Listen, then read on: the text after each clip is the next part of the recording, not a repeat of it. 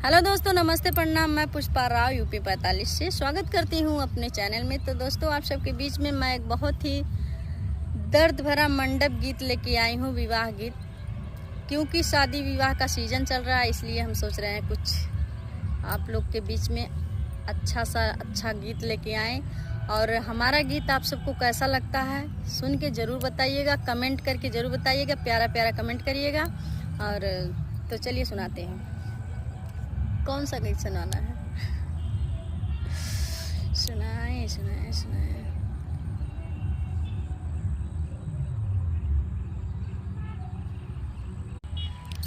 मंडप में बैठा जीजा कैला बियाह जीजा, मंडप में बैठा जीजा कैला बियाह जीजा। त मम्मी पापा कई है बायर जियाऊ हो, त मम्मी पापा कई है बायर जियाऊ हो।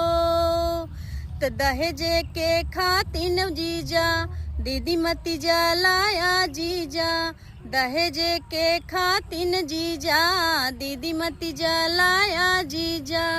त मम्मी पापा कई है बगरी बियाऊ हो, त मम्मी पापा कई है बगरी बियाऊ हो।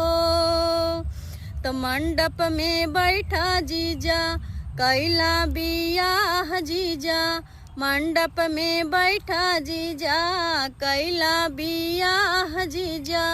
त चाची चाचा कई है बायर जियाऊ हो, त चाची चाचा कई है बायर जियाऊ हो।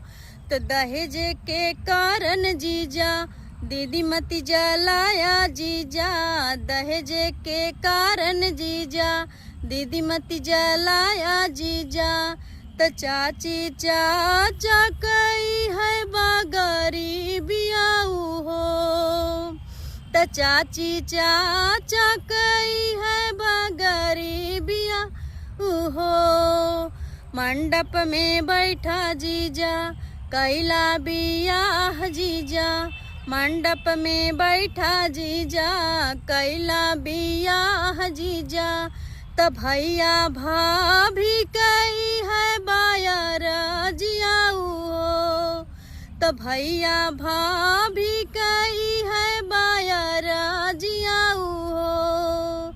दहेज के कारण जीजा